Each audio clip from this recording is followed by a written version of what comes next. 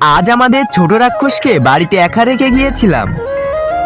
তখন এক বেচারা চোর চুরি করতে বাড়িতে ঢুকলো, কিন্তু সে কল্পনা করতে পারেনি যে সে আমাদের রাক্ষসের হাতে ধরা পড়তে যাচ্ছে। এরপর ছোট রাক্ষস চোরটিকে ধরার জন্য সব ধরনের ফাঁদ পেতে রেখেছিল।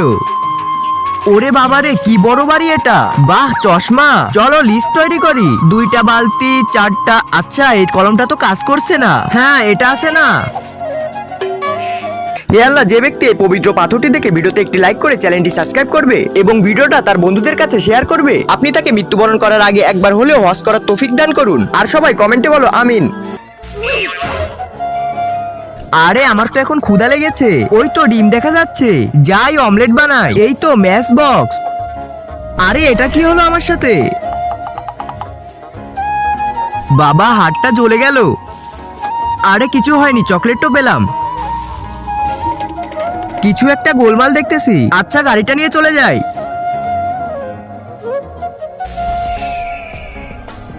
এই নে, আর করবি চুরি? আমাকে তো চিনিস না, আমি হলাম এই বাড়ির রাক্ষস। আরে, এটা কি হচ্ছে? আমাকে বাঁচান স্যার, প্লিজ।